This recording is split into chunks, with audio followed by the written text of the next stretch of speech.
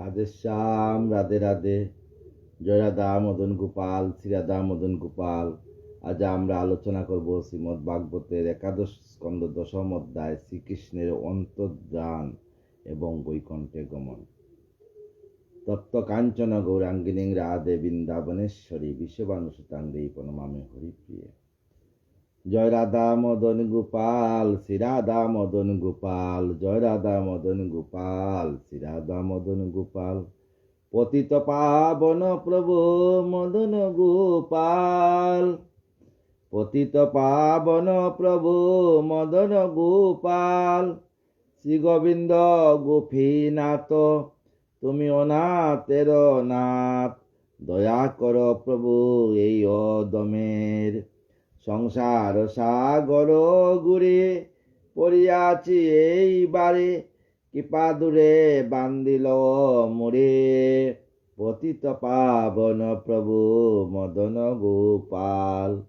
অদম চণ্ডাল আমি, দয়ার ঠাকুর তুমি। অদম চণ্ডাল আমি, দয়ার ঠাকুর তুমি। শুনিয়াছি বৈষ্ণবয় মুখে, এই বড় বড় সামনে লইয়া ফেল বৃন্দাবনে। বংশীবট যেন দেখি সুখে, এই বড় বড় সামনে লইয়া ফেল বৃন্দাবনে। বংশীবট যেন দেখি সুখে।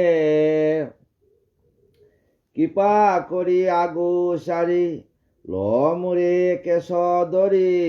শ্রী যমুনা দেওপদ ছায়া, কৃপা করি আগু সারি লমুরে কেশ ধরি।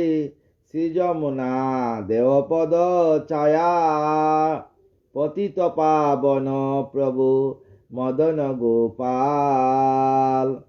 আমার অনেক দিনের আশা, আমার অনেক দিনের আশা। নয় যেন নৈরাশ, দয়া কর না কর মায়া। পতিত পাবন প্রভু মদন গোপাল। অনিত্যয়ে দেহ ধরি, আমি অনিত্যয়ে দেহ ধরি। আপন আপন করি, পাচে পাচে সমনের বয়। পতিত পাবন প্রভু মদন গোপাল। নরোত্তম দাস বনে, প্রাণ কান্দে রাত্রি দিনে। নরোত্তম দাস বনে, প্রাণ কান্দে রাত্রি দিনে। পাছে ব্রজ প্রাপ্তি নাই হয়। পতিত পাবন প্রভু মদন গোপাল। রাধেশ্যাম। শ্রীকৃষ্ণ চৈতন্য বলরাম নিত্যানন্দ। শ্রীকৃষ্ণ চৈতন্য বলরাম নিত্যানন্দ। পারিষদ সঙ্গে অবতার। গোলকের প্রেম দন সবারে যাচিয়া দিল। নালইনু মুই দুরাচার। গোলকের প্রেম দন সবারে যাচিয়া দিল। নালইনু মুই দুরাচার। আরে পামর মন বরসেল রমরণ। হেন সংকীর্তন রসে ত্রিভুবন মাতল। বঞ্চিতম হেন দম। শ্রী গুরু বৈষ্ণব পদ কল্পতরু ছাড়া ছাড়া পাহা। সর্বজীব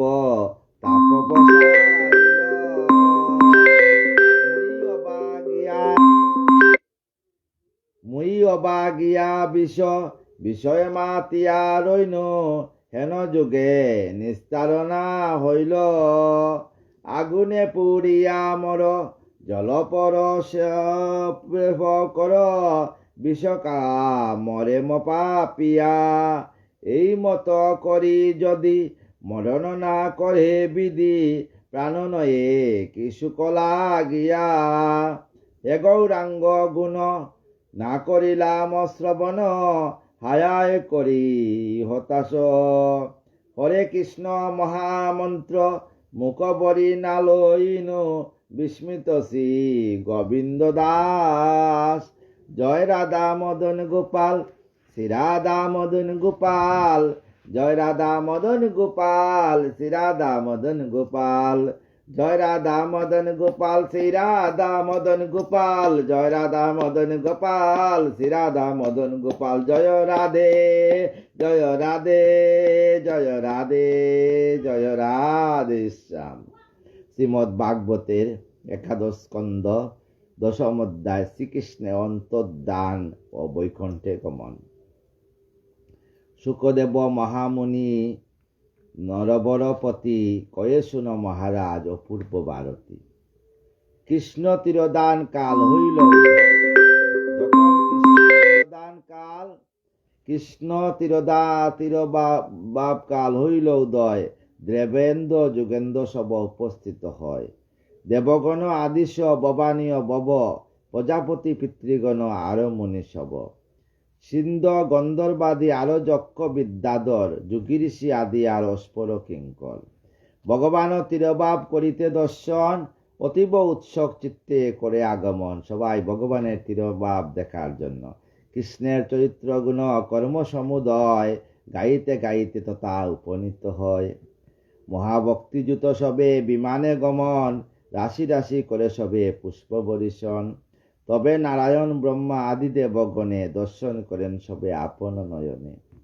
সর্বত্র যাহার স্থিতি, যিনিও সর্বাধার, সেই জন মহাযোগী যুগেরও আকার, সেই জন মহাযোগী যুগের আকার। যেই দেব নিজ দেহ দিয়া হতাশন, আপন ইচ্ছায় হরি না করি দাহন। আপনি সে নিজ দামে গমন করিল, স্বর্গতে দুন্দুবি বাদ্য বাজিতে লাগিল। আমার গোবিন্দ যখন দ্বারকা ছেড়ে অন্তর্ধান হয়ে গুলোকে গমন করলেন, তখন স্বর্গের দেবতারা পুষ্পবৃষ্টি করতে লাগলো, আর স্বর্গেতে দুন্দুবি বাদ্য হইতে লাগলো। স্বর্গ হতে পুষ্পরাশি বরিশন হয়, পৃথিবীর ধর্মযত পাইল বিলয়। তোমারে প্রকৃত কথা কহি নরব, নিজ দামে প্রবেশিল দেব যবে দামোদর। ব্রহ্মা আদি দেবগণ না পায় দর্শন, কহি শুন নরপতি তাহার কারণ। ব্রহ্মা আদি দেবগণ দর্শন করতে পারে নাই। নারায়ণ গতিকেও জানিতে না পারে, সেই হেতু দেবগণ না দেখিল তারে। আকাশ গমনকারী চারি মেঘগণ, বিদ্যুতের গতি নাই করে দর্শন। সেই মতে দেবগণ কৃষ্ণের শ্রীকৃষ্ণের পতি, জানিতে সমর্থ কহ নয়ে নরপতি। ব্রহ্মা রুদ্রদেব যত চিন্তিয়া তখন, শ্রীহরির যোগী গতি ভাবে মনে মন। তবে সেই দেবগণ বিস্ময় মানিল, হরিনামে মত্ত হয়ে সদামে চলিল। এতএব মহারাজ শুন বচন, যথা নাট্যগারে নঠে করে দর্শন।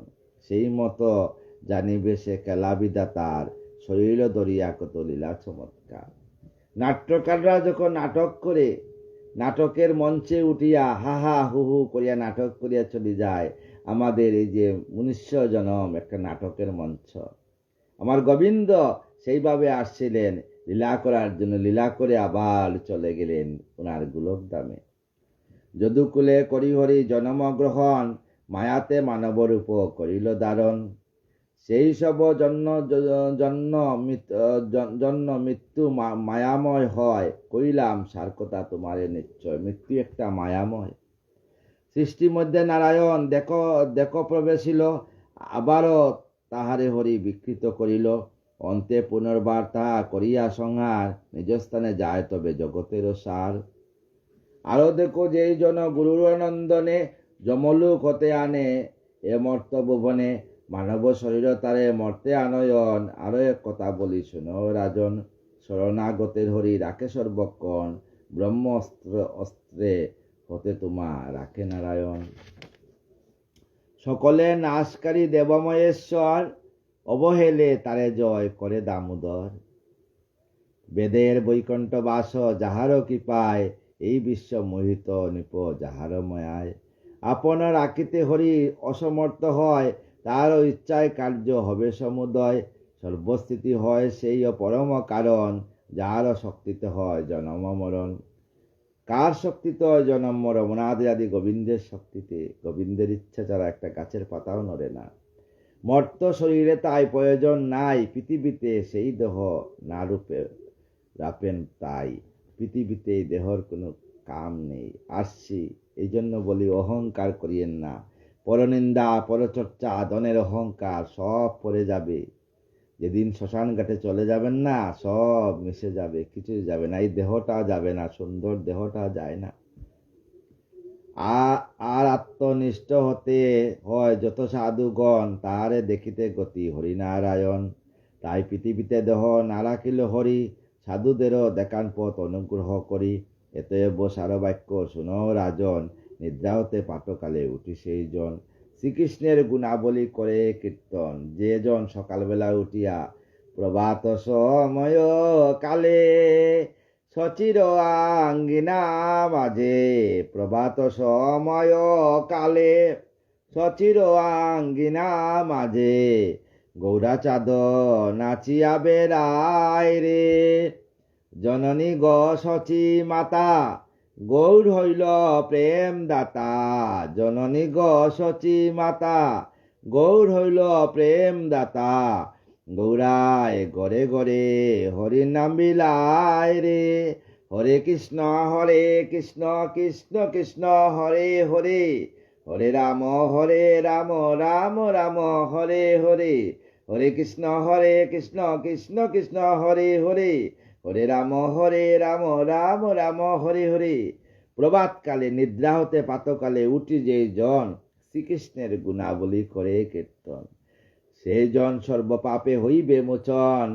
সেই জন সর্বপাপ থেকে মোচন হয়, ভাগবতে বলছেন। যেই জন কৃষ্ণপদ অবশ্যই পাবে, কর্ম কয়ে বৈকুণ্ঠতে সেই জন যাবে। শেষের কালে বৈকুণ্ঠতে গমন করবেন। ভাগবত কথা হয় পরম কারণ, দাস পাবে হরিপদে রয়ে যে জন। যখন ভাগবত কথা শুনবেন তখন দাস্য পাবে, গোবিন্দের দাস ভাব নিয়ে ভাগবত কথা শুনবেন। তদন্তর নরবর শুনত পর, কৃষ্ণকে সারিয়া সেই দারুক প্রবর। বিষণ্ণ হৃদয়ে তবে আসি দ্বারাবতী, বসুদেব উগ্রসনে কইল পনতি। তবে দুইজন পদে পতিত হইল, অশ্রু জলে দুনয়ন অমনি বাসিল। বিঞ্চি বংশ ধ্বংসপ্রাপ্ত শুনিয়া তখন, সুখের সাগরে দুয়ে হইল মগন। সুকা বেগে মূর্ছাগত হইল তখনই, শ্রীকৃষ্ণ বিরয়ে হলো আকুল অমনি। কৃষ্ণের কারণে সবে বিব্বল অন্তর, করাগাতে হানবুকে তারা নিরন্তর।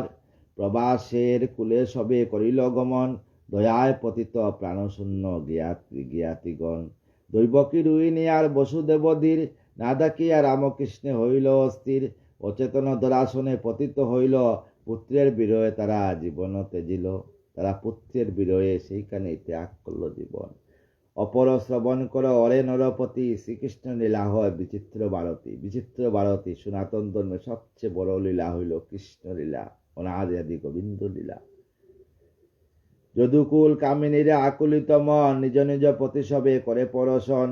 তদন্তর চিন্তা নলে করিয়া হর, নিজ নিজ পতিসহ হইল দহন। সমস্তরা নিজ নিজ পতিসহ দহন হইল।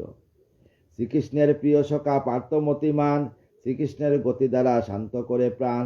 কৃষ্ণ সুখে আকুল সে পাণ্ডব সন্তান, মৃত বন্ধু গণে করে জলপিণ্ড দান। তবেই তখন অর্জুন আসিয়া সমস্তদের মৃত ভগবান কৃষ্ণের সখা ছিলেন, তাই সমস্ত সখাদের, সখা মানে দ্বারকাবাসীর সখা, তাই সবাইকে জলপিণ্ড দান করলেন। পরে সে দ্বারকাপুরী সিন্ধুতে গ্রাসিল, পরে সেই দ্বারকাপুরী সিন্ধু নদে গ্রাস করিল। কৃষ্ণের আলয় মাত্র কেবল রইল, কেবল কৃষ্ণের আলয় অল্প একটু জায়গা বাকি আছে। তারপরও পার্থ হয় যদুকুল সতী, অবশিষ্ট ছিল যা তাদেরও সংহতি। ইন্দ্রপ্রস্থে মহাবীর করিল গমন, ব্রজকে দিলেন তারে রাজসিংহাসন। পরে শুনো মহারাজ বাক্য সুদাসার, অর্জুনের মুখে শুনি যদুর সংহার। বংশধর করি তোমা পিতৃমহাগণ, মহাপথে সকলেই করিল গমন। শুন কই মহামতি এমন কুতুমায়, জন্ম কর্ম কৃষ্ণ জন্ম কর্ম সব যে জন শুনায়। কৃষ্ণের জন্ম কর্ম যে যে শুনায়, একান্ত অন্তরে যাবা করিয়ে পাঠন, একান্ত অন্তরে হৃদয় সিংহাসনে গোবিন্দকে স্থাপন করিয়া ভাগবত যারা পাঠ করে, মহাপাপ হতে হবে নিশ্চয় মোচন, মহাপাপ থেকে মোচন হয়। এই ভাগবত কথা করিলে শ্রবণ, আয়ু যশ বৃদ্ধি হয় তার অনুক্ষণ। ভাগবত কথা শুনলে আয়ু বাড়ে, যশ বৃদ্ধি হয়।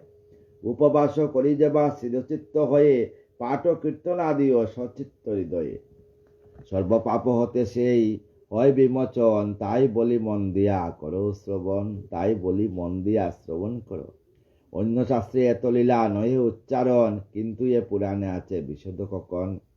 প্রকাশিলা নারায়ণ লীলা মনোহর, তাহাতে নিমগ্ন সদা যাহার অন্তর।